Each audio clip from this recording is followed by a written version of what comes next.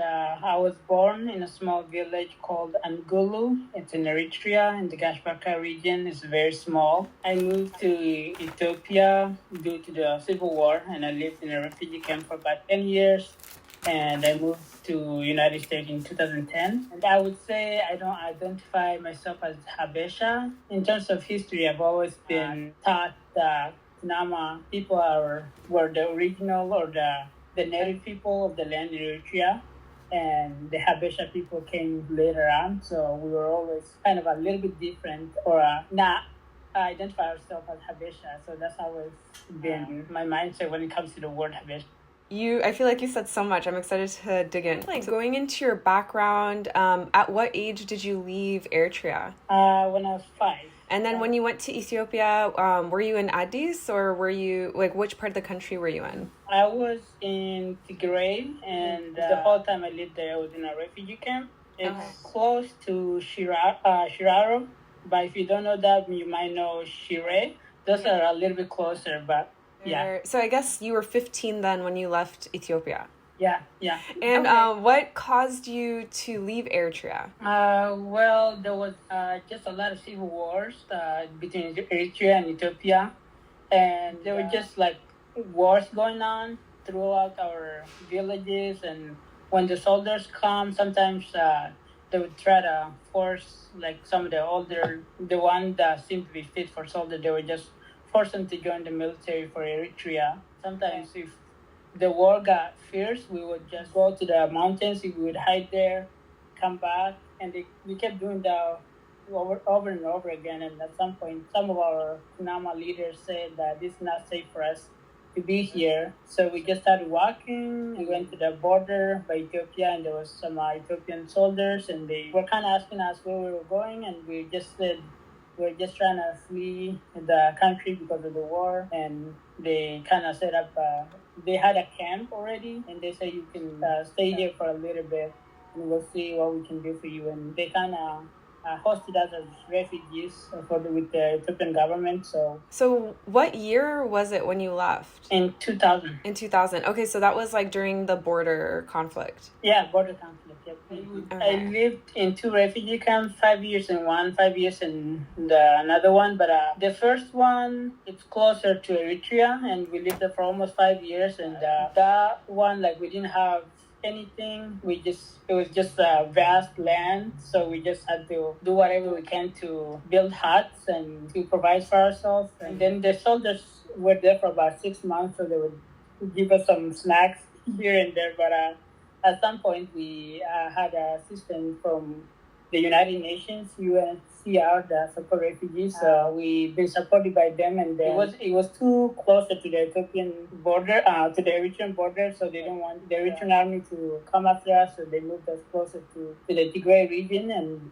the second one was called Shimelba Refugee Camp. We attended school, but there's not a lot of things to do in terms of opportunities. No. But secondly, there was a lot of Tigray people around the region, and since we were just kind of in their land, they didn't like us.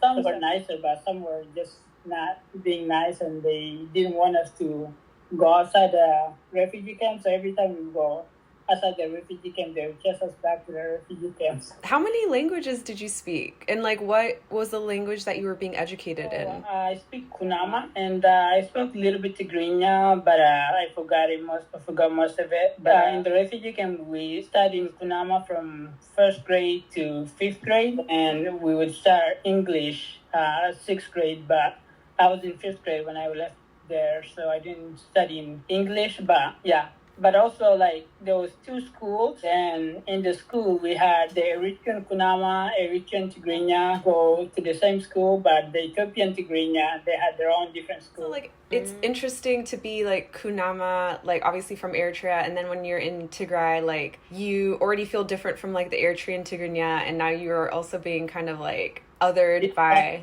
the Tigrayans.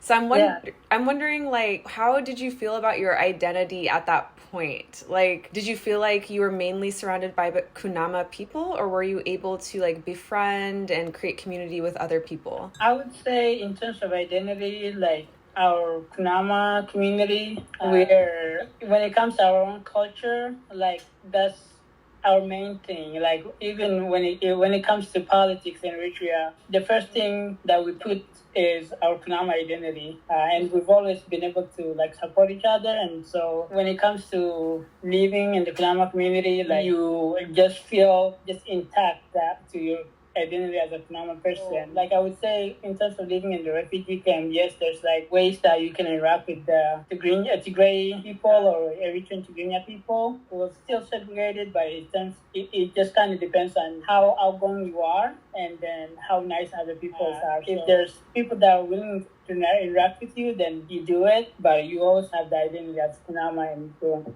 stay close to your Kunama people. In terms of being Kunama, like what, I guess you did touch a little bit on like the Kunama people feel like they're more indigenous to Eritrea and the Habesha people came later, which is so interesting because like for full transparency, like my background is I'm Tigrinya. I was born and raised in the United States and we're taught we're just all Eritrean. And it wasn't till I was older that I was like, well, like, I don't have Muslim friends. I haven't met people who aren't Tigrinya or Bilen. And, like, how much do I actually know about Eritrea? Like, I'm trying to understand more about your Eritrean identity, because you were saying even with Eritrean politics, you put yourself, like, you think Kunama first, and the community seems very, like, tight in that way. From my viewpoint, in the way that I was taught is that, you know, Eritrea is united because we all put everything aside and we fought for Eritrea. How, like, did you learn about Eritrean history and kind of how, like, Eritrea came to be? In terms of the Kunama people, like, it comes down to learning from my Catholic background. I practice Catholic. And were you Catholic even in Eritrea? Yeah. So I learned a lot about Eritrean history just through going to church and how. So a lot of like my education kind of like when it comes to my background in Eritrea, like since I never grew up in Eritrea, a lot of my teachings come from the church, I guess. So I would say Catholicism is very big in Eritrea, and I know there's Orthodox and other stuff, other religions too. But when Italy kind of was in Eritrea and was kind of spreading Catholicism and kind of converting people or teaching people about the gospel, it was very hard for the Italians to convert Kunama people because they would say that they have their own God and they don't want nothing to do with Jesus or Catholics. They started going to the Kunama people in the early 1920s. And then after that, then there was mostly the Kunama people, Eritrean background. The identity of saying that I'm Eritrean, it came way later on when it comes to like after the independence, you know? So that's kind of where I learned that Kunama people were there. And they lived in Aksum or like in a lot of Ethiopia or like eastern kind of Eritrea too. So Kunama people were there for a long time. That's how we learn our history, I guess. So it's interesting because I'm noticing that you're saying like Eritrea and Ethiopia had their civil war. Like you're using it like very like you don't feel connected to it. Like do you think the Kunama people feel involved and like proud of the war for independence, or do you see it as like that was like the Habesha's war? No, I'm saying they just because I didn't live that much in Eritrea, and also I lived in a refugee camp, so I was kind of like detached based on my own background. But in terms of the Kunama people or in terms of Ethiopia, Eritrea, I would say like it's kind of there's a little bit division when it comes to Kunama people or Eritrean, like Kunama or Tigrinya, because some Tigrinya people in Eritrea, some Tigrinya people were Tigray in Ethiopia, but they were kind of fighting like kind of their own people, you know. When you talk about the independence or kind of the civil war, there's kind of mixed feelings because it kind of depends on who you talk to. Are you talking to Kunama people? Are you talking to Tigrinya people in Eritrea? Or so there's kind of the mixed feeling of like, I'm fighting for Eritrean independence, but if you talk to Tigray people in Ethiopia, then they would have another story too. I kind of detach myself from a lot of that because I'm trying to at least move forward with like how I can bring more peace or how I can understand the history better and be more collaborative and be more united because I'm trying to understand the history between. So that's what I'm saying. Eritrea and Ethiopia had their civil war. But since I didn't join like in the war, I don't know much about Eritrea, then I can say we had our civil war for independence, that's not my experience of my background. Something that surprised me about what we just talked about is I looked up a little bit about religion, but I think also, I'm not sure where I was taught this, but I think I was always taught that Kunama people, adhered to more indigenous religions. But then when I Googled it, it's like, no, like people are Muslim, they're Christian, like there's a whole mix. Yeah, so I'm just interested in hearing, I guess, like for anyone who's not as exposed to your culture, like as someone who is proudly Kunama, proudly Eritrean, like what do you think is like most important about, I guess, like how your community kind of distinguishes itself within Eritrea? Yeah, so I would answer that in two ways. And I do want to keep in mind in terms of who's listening, like if you're an Eritrean Kunama or Eritrean Tigrinya, take it like based on your like perspective. But I would share like kind of based on my background and based on like what I learned or have been taught. So in terms of Kunama people, like the first thing that I would say is yes, we are indigenous, like because we were there, we were in Eritrea or like before the separation between Eritrea and Ethiopia, we were like in that area in Gashbarka, or we were living there for a long time. So Kunama people would say like we like our culture, we like our community, we like even before Eritrea, we always had the identity as Kunama. And then after this civil war and the independence, then we have to know like who we are as like based on citizenship or based on what country we belong to. There's a lot of people, Kunama people, that are in Eritrea that would say, I'm a proud Kunama and I'm a proud Eritrean because they fought for Eritrea. They've lived there for a long time. That's all they know. Like since that's my birth country, I would say I'm a proud Kunama and I'm proud Eritrean. But I say that because I would love to go back to my country and learn more about it and be proud to represent Eritrea. And that's what I do like here for work and kind of that's what I do here in South Dakota too. Yeah. So based on my background, even like after everything happened, like I'm still proud to be Kunama and proud to be Eritrean. In Ethiopia, since I've lived there for 10 years, and the Ethiopian government supported us in a lot of ways, then like I have nothing against the Ethiopian government, What I was saying in terms of now, like how can we move forward, putting history aside and kind of like not aside, but like understanding from it and moving forward in terms of being collaborative, kind of like how I was sharing about my experience. You want to talk to people who are nice and outgoing, So how can you be nice and kind and just take the time to understand each other, kind of like what we're doing now, Like you didn't know a lot about my Kunama background, but you're learning, you're open-minded, and that's the only way to have like positive dialogue and understand each other when it comes to our own identity and our own cultures. Yeah, I love that, and I agree. My wife and I run a youth nonprofit, and we do soccer and kind of college and career prep. And when it comes to our soccer program, we have about like 100 kids. And the past 2 years, we've been having a lot of Tigrinya kids and Amharic kids. So we are definitely excited. And sometimes like them just knowing me that I'm from Eritrea or have lived in Ethiopia, they just have like instant trust to bring their kids to our program, and we just have like lovely connection where we go to their house to visit them. And even like I work for a healthcare organization, and I work primarily with a lot of refugees and immigrants, and that's my kind of my area or my work. So I get to see Eritreans and like Ethiopians all the time and work with them. So can you talk, well, I know that you probably wouldn't remember from Eritrea, but I guess for the Kunama people that you grew up around, did you grow up around people from different religions, or do you think that the Kunama people within the community also kind of associate themselves with people of the same religion?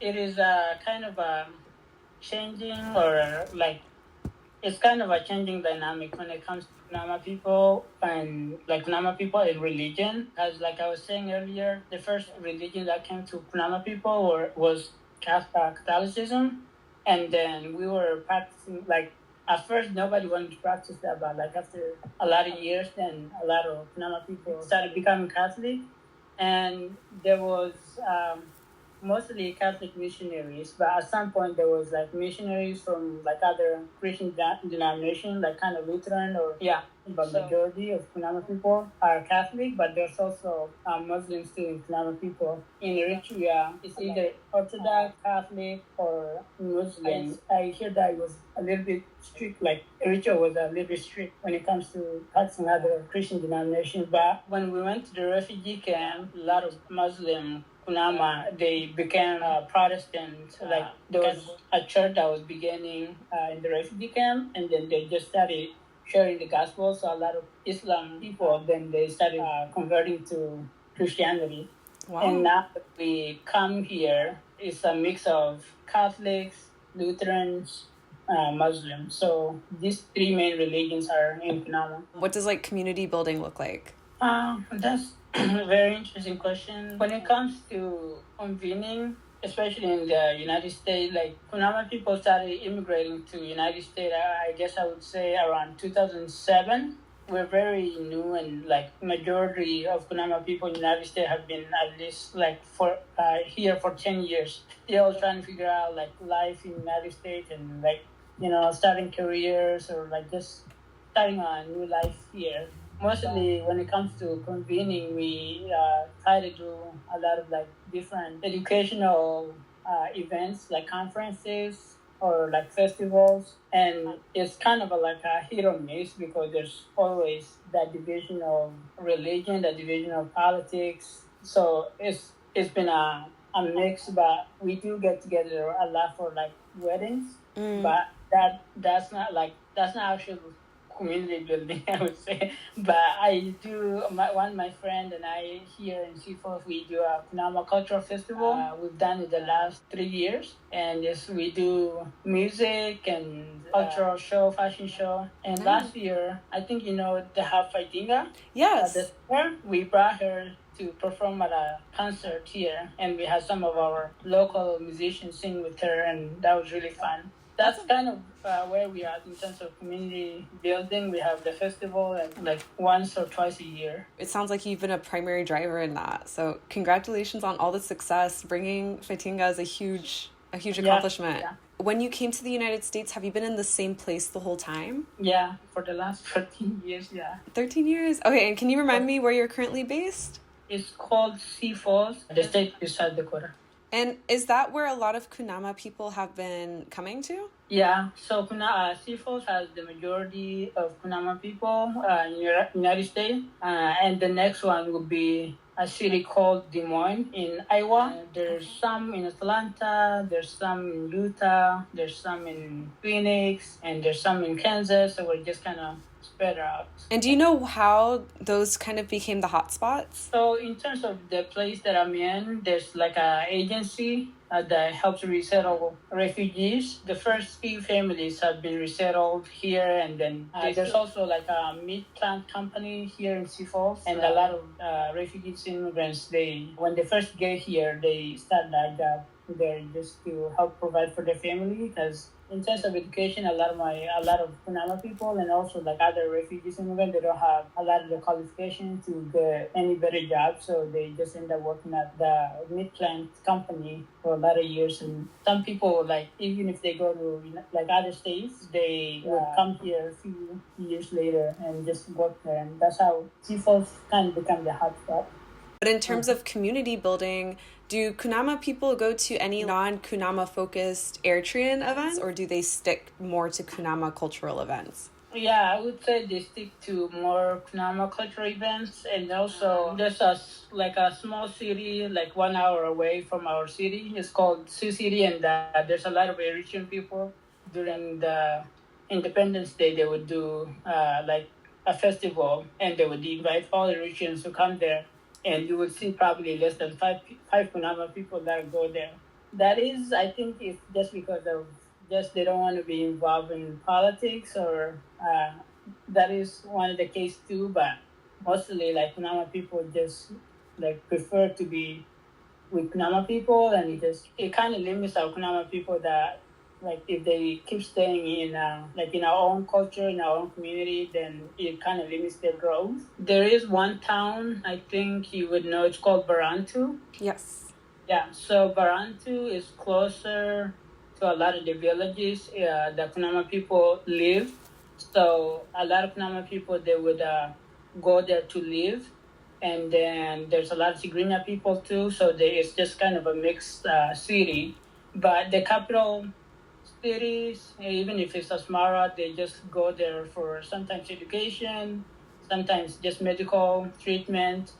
And then even if it's Masawa, Karen, like they just go there for military purposes or school. Now a lot of the Kunama people, they just live in their villages. So I'm wondering, in terms of being Kunama, like what are beauty standards like in your community, and like I guess how are they represented within the community and within media? So when it comes to beauty, like if they don't dress in Kunama culture, like we would not, like Kunama people would not see them as beautiful. We do have this like famous TikToker or YouTuber, and she has like almost like 200K followers on Facebook, and she has like millions of followers on TikTok.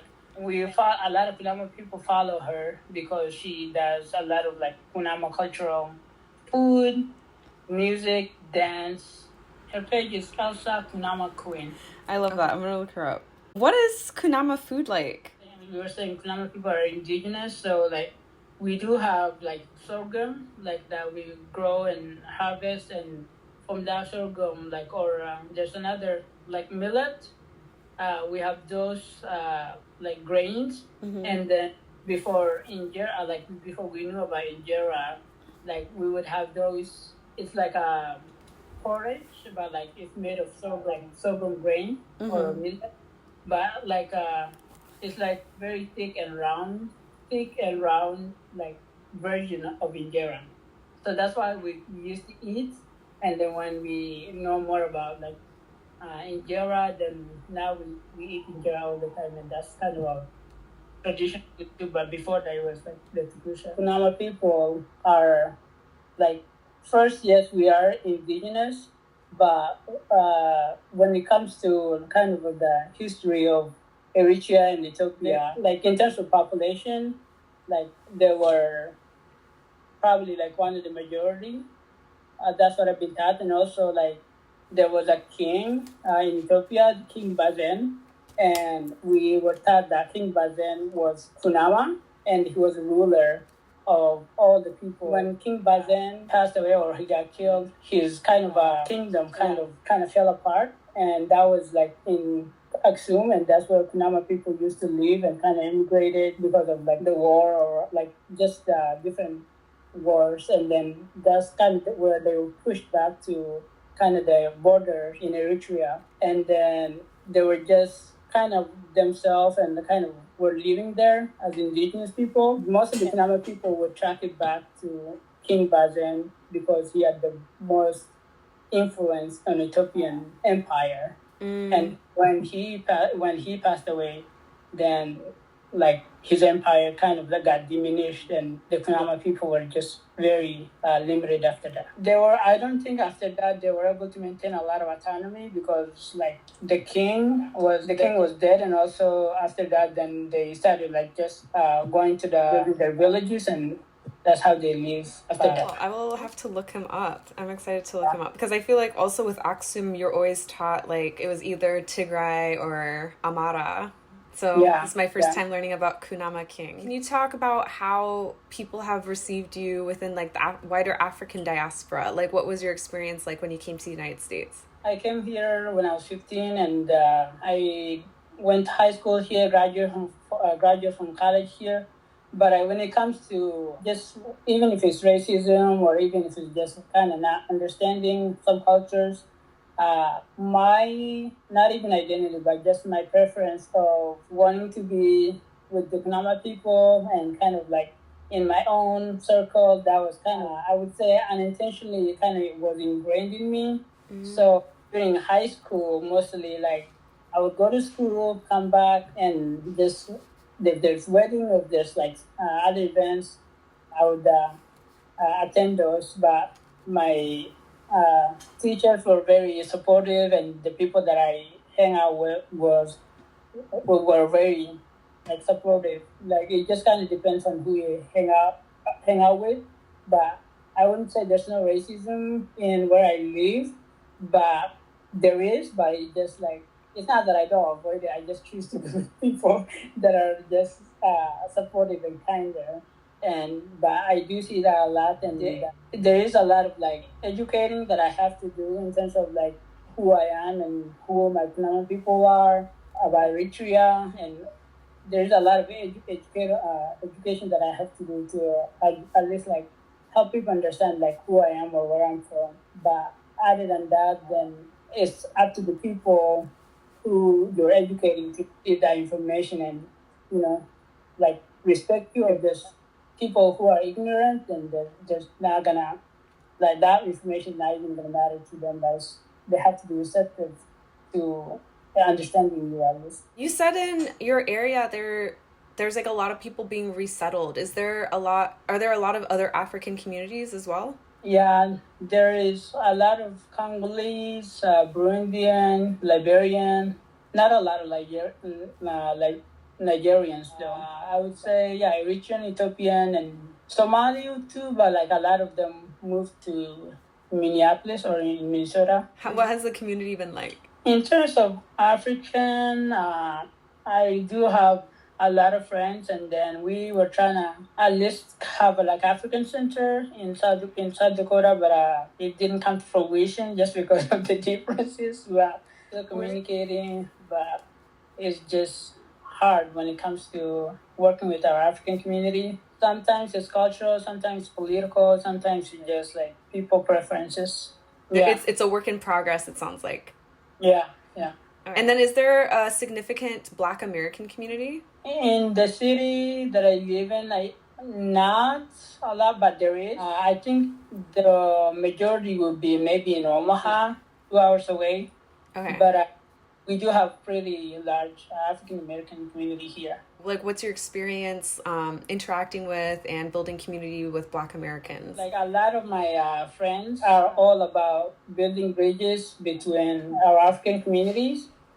Especially they're like trying to know more about Africa and their ancestry. So even my mentor is African American, and he's been connecting with a lot of people, Black Americans that are running colleges or running their own businesses and just trying to improve the community and trying to do just better for themselves too. So I do have pretty good connection with that, and I go to a lot of events, and we do have pretty good connection, and the interaction is always positive. I guess like what was your reaction to being identified as Black? Because I understand that a lot of Africans, specifically in Eritrea and Ethiopia, they don't hear that as an identifier for themselves.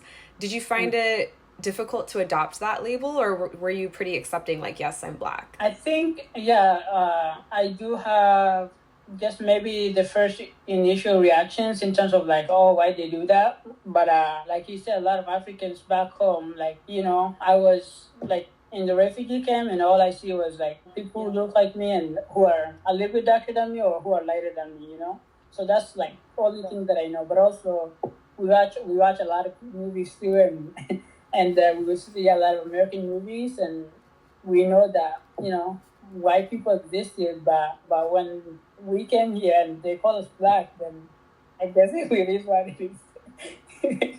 But I know that when it comes to race and categories, it's a bigger issue. When it comes to race, like the real issue is just like how people interact with each other, like either with kindness or with just like ignorance, and that's what I try to focus on. But I don't try to focus too much on the label. I love that. So it's not necessarily an identity, I guess, in terms of like the Black identity, because it's one that I think being in this country we have to have in a way. Do you feel like it's an identity that is close to you? Like you really are proud to be Black, or like, are you more to your point, you're like, I'm a person and this is part of my identity and part of my experience?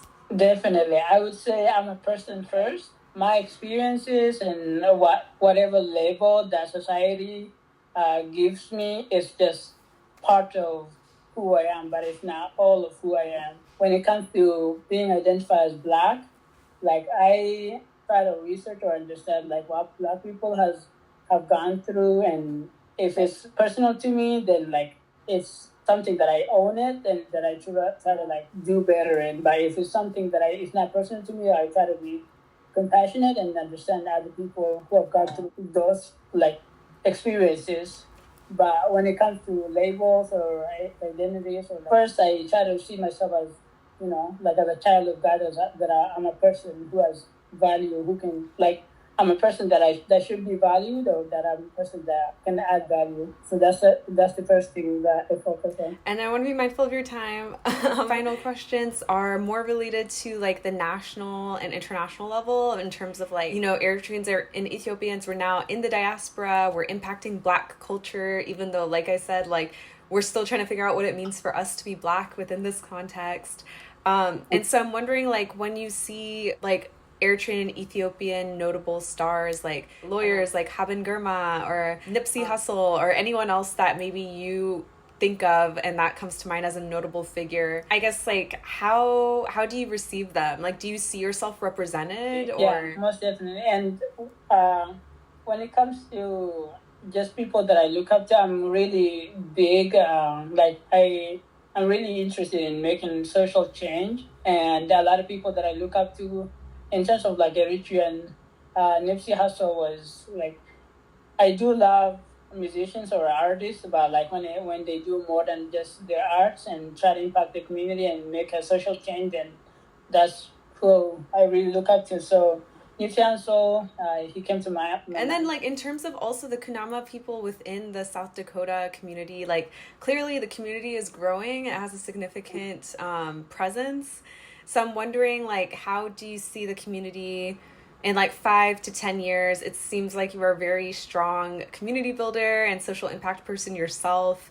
What do you hope to see in terms of the impacts that the community makes in South Dakota? The first thing is just like, trying to be more educated, for your own career purposes, for your own growth, professional growth.